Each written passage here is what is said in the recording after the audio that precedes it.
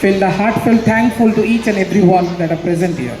I'd also extend my heartfelt thankful to the Smile Foundation for organizing such a beautiful event, Panos Festival. So before we begin, I'd like to share a few words about our presentation. The poem is a voice of strength, self-respect and pride. It speaks for every girl who has faced challenges but never stopped believing in herself.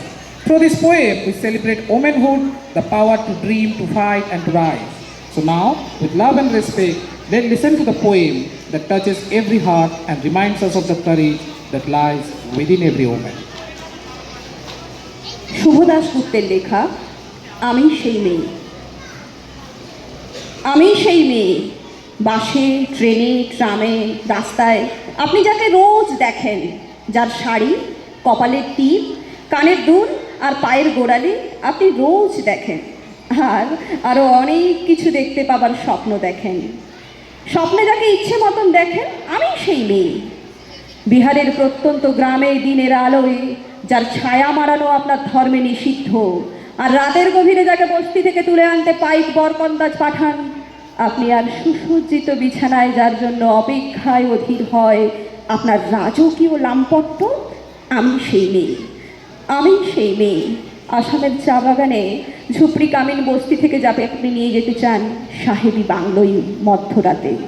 Fire প্লেসের ঝলসে ওঠা আলোয় মোদির চোখে দেখতে চান যার অনাবৃত শরীর, আমি সেই মেয়ে।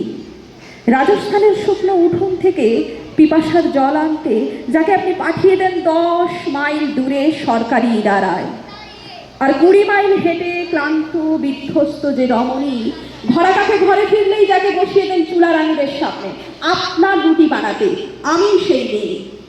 আমি সেই মেয়ে যাকে নিয়ে আপনি মগ্ন হতে চান গঙ্গার ধারে, কিংবা ভিক্টোরিয়ার সবুজে, কিংবা সিনেমা হলের নীল অন্ধকারে, যার চোখে আপনি এঁকে দিতে চান ছোট স্বপ্নের কাজল, আর ফুরিয়ে যাওয়া সিগারেটের প্যাকেটের মতো যাকে পথের পাশে ছুঁড়ে ফেলে দিয়ে আপনার ফুল সাজানো গাড়ি শুভ বিবাহ সুসম্পন্ন করতে ছুটে যায় শহরের পথে।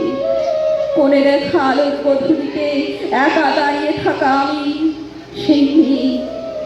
আমি সেই মেয়ে, এমনকি দেবতারাও যাকে ক্ষমা করেন না, অহংকার আর শক্তির দ্বন্দ্বে যার গর্ভে রেখে যান কুমারী রহমান, আর চোখের জলে কুন্তি হয়ে নদীর জলে বিসর্জন দিতে হয় কর্ণকে। আত্মচোখে আমি সেই মেয়ে।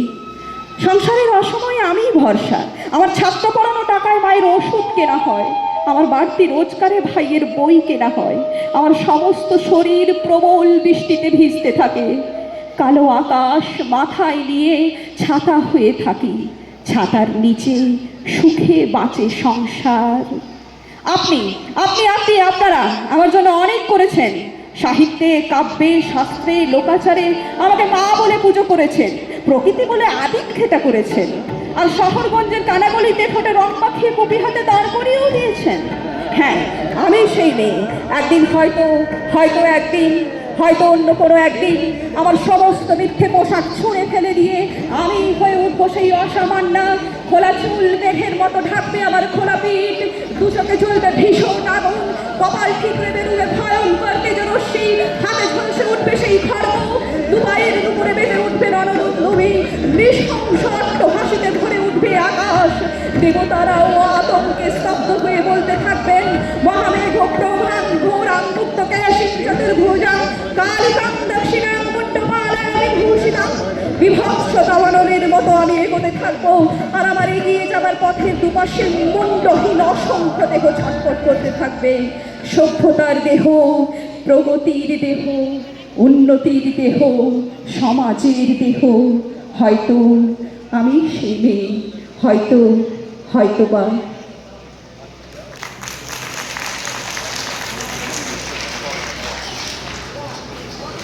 অসংখ্য ধন্যবাদ সোমা মহাপাত্র।